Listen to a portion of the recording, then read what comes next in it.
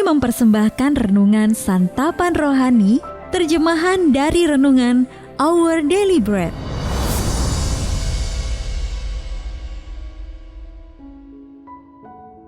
Untuk menerima notifikasi video baru kami, silakan tekan tombol subscribe dan tanda lonceng di bawah ini. Sahabat ODB, pembacaan Alkitab hari ini terambil dari Lukas pasal yang ke-19 ayat yang ke-37 sampai dengan ayat yang ke-40. Lukas pasal yang ke-19 ayat yang ke-37 sampai dengan ayat yang ke-40.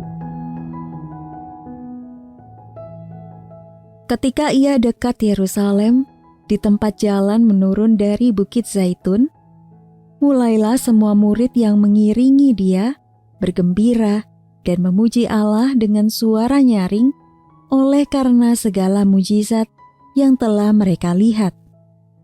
Kata mereka, "Diberkatilah dia yang datang sebagai Raja dalam nama Tuhan. Damai sejahtera di sorga dan kemuliaan di tempat yang maha tinggi." Beberapa orang Farisi yang turut dengan orang banyak itu berkata kepada Yesus, "Guru, tegurlah murid-muridmu itu." Jawabnya, "Aku berkata kepadamu, jika mereka ini diam, maka batu ini akan berteriak." Ayat Mas renungan hari ini terambil dari Lukas pasal yang ke-19 ayat yang ke-40. Jawabnya, "Aku berkata kepadamu, jika mereka ini diam, maka batu ini akan berteriak." Renungan hari ini berjudul Dengarkan Batu-Batu, ditulis oleh Elisa Morgan. Sahabat ODB, setelah keluarga kami mengadakan ibadah untuk mengenang almarhum ayah saya di tepi sungai, kami masing-masing memilih sebuah batu untuk membantu kami mengingat beliau. Kehidupannya memang penuh dengan kemenangan dan kekalahan yang datang silih berganti. Tetapi kami tahu hatinya sangat mengasihi kami. Saat jari-jari saya mengusap permukaan batu pilihan saya yang halus, saya ditolong untuk memegang erat kenangan tentang beliau. Dalam Lukas pasal 19, Yesus memasuki Yerusalem dengan penuh kemenangan.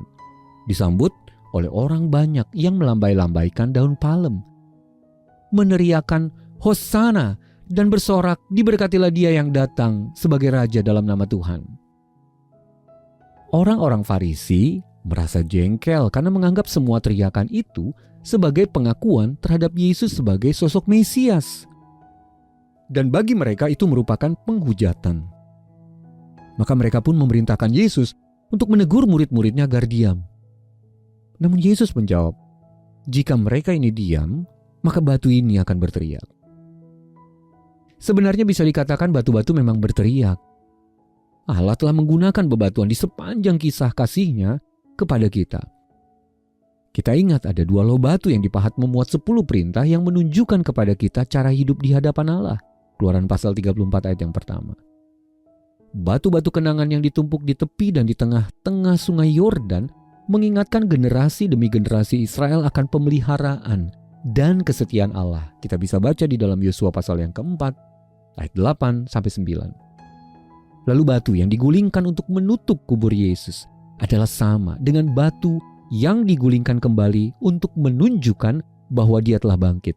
Kita bisa baca di dalam Matius pasal yang ke-27 ayat 59-66 dan Lukas pasal 24 ayat yang kedua. Kita mendengar batu ini karena ia mengingatkan kita kepada kata-kata Tuhan Yesus. "Akulah kebangkitan dan hidup." Yohanes pasal 11 ayat 25.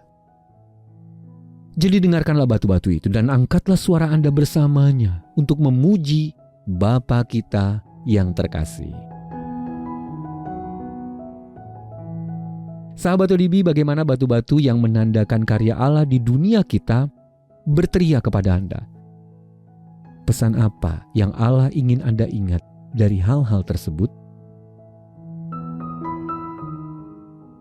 Mari kita berdoa. Bapa terkasih, aku bersyukur karena batu pun dapat Engkau pakai untuk menyatakan kasih-Mu. Dalam nama Tuhan Yesus kami berdoa. Amin. Mari mendukung pelayanan ini agar kami dapat menjangkau banyak jiwa dengan firman Tuhan yang sanggup mengubahkan hidup. Silahkan scan kris yang tertera di layar untuk memberikan persembahan kasih. Tuhan Yesus memberkati.